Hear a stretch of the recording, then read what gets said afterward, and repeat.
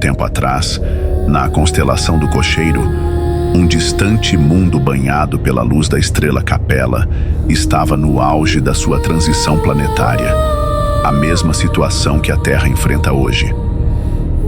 Esse planeta também deixava de ser um mundo de provas e expiações para se tornar um mundo de regeneração.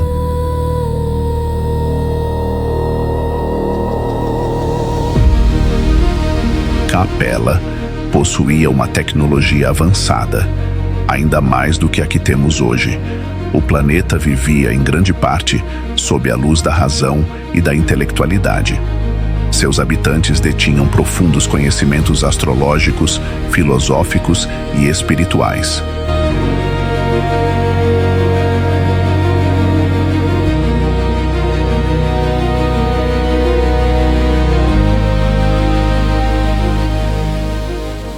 Os capelinos acreditavam na reencarnação. A ideia da imortalidade da alma, através de muitas vidas, era algo aceito naturalmente. Grande parte dos habitantes desse belo planeta desejava evoluir, adquirindo as virtudes do espírito.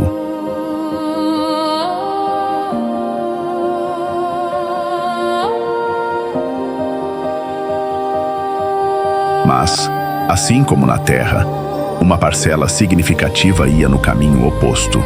Políticos corruptos, sedentos de poder, muitas vezes apoiados por facções criminosas, espíritos arrogantes, prepotentes, orgulhosos, todos muito inteligentes, mas repletos de mazelas e doenças da alma.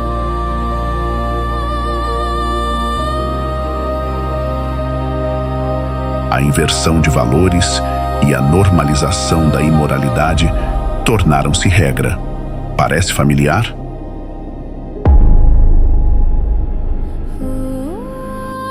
Assim, viveram os capelinos por milênios, em muitas encarnações, acumulando débitos kármicos, apesar do auxílio constante da espiritualidade.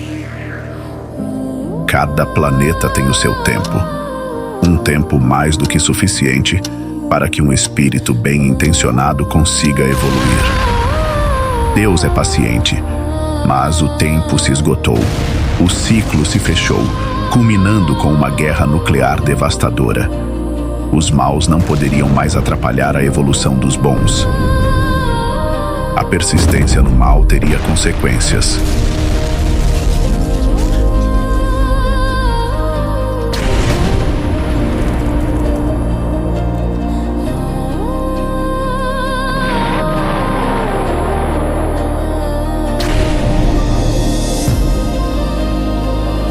À medida que os espíritos incapazes de acompanhar a evolução planetária desencarnavam, eram recolhidos em naves etéreas do mundo maior. Eram naves colossais, do tamanho de grandes cidades, capazes de comportar milhões de espíritos. O destino, o planeta Terra. Esses espíritos exilados eram divididos em categorias, separados por grupos kármicos. O primeiro grupo era formado pelos mais endurecidos, os piores, mergulhados no mal, seres brutalizados e violentos.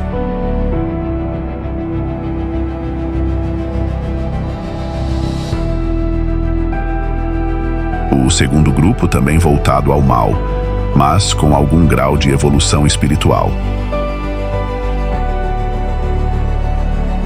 Já o terceiro, composto por aqueles que haviam atingido certo nível de consciência. Os mais difíceis viajariam adormecidos, como em um coma induzido, em hibernação profunda. Já o segundo e o terceiro grupo foram mantidos acordados. Muitos, talvez a maioria, eram incrédulos, totalmente materialistas, não acreditavam na espiritualidade e tiveram uma surpresa e tanto. Falsos religiosos, hipócritas, ortodoxos, doutrinários, todos se viram frente a frente com seus mentores e orientadores. Na longa viagem rumo à Terra, permaneceram conscientes para receber aprendizado. Iam sendo esclarecidos sobre a lei de ação e reação e suas consequências, sobre a semeadura, o plantio e a inevitável colheita, agora amarga, por tudo o que haviam feito em Capela. Ao longo da jornada, cada espírito teve sua história revelada em detalhes. Cada ato, cada erro, cada encarnação. Poucos acertos diante de muitos equívocos.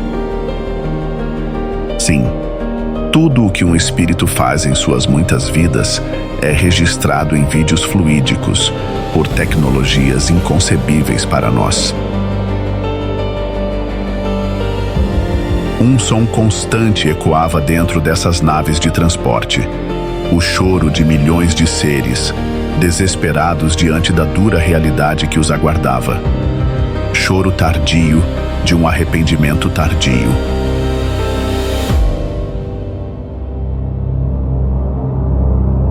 No caminho, perceberam enfim que eram cidadãos do universo, seres cósmicos.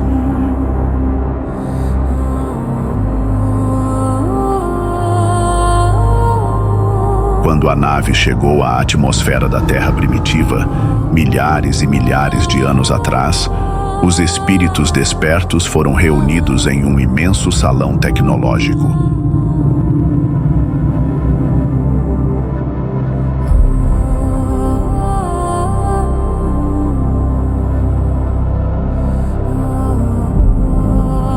Imaginem um espaço capaz de abrigar milhões de almas. Ali, um espírito extremamente elevado os aguardava. Jesus, o governador planetário de Capela, assim como da Terra.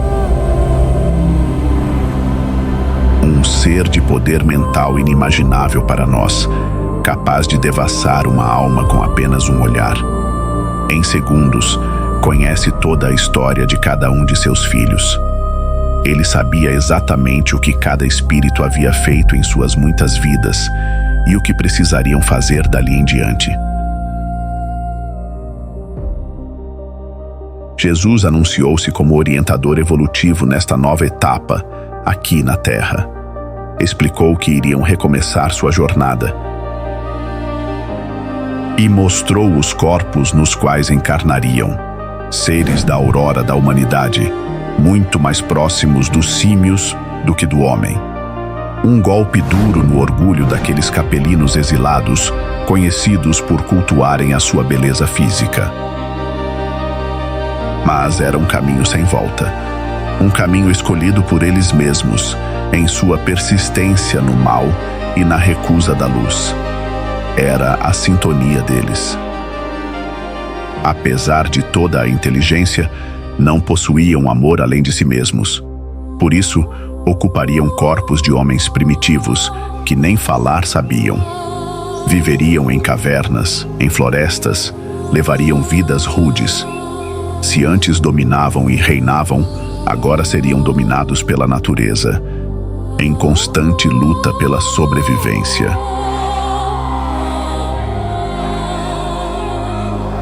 Encarnariam nesses corpos por centenas de milhares de anos, até finalmente alcançar o Homo sapiens e o Sapiens sapiens.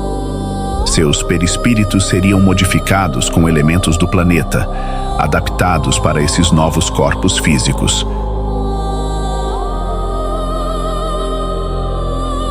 E ao longo dos milênios, esses exilados não apenas evoluiriam, mas também ajudariam na evolução dos espíritos mais primitivos da Terra.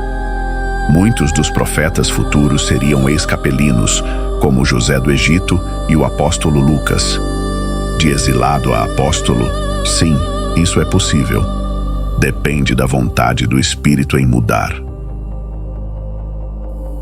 Naquela ocasião, Jesus também anunciou que, em alguns milhares de anos, encarnaria entre eles fisicamente na Terra, marcando uma nova fase do planeta. Mas até lá, em espírito, nunca os abandonaria.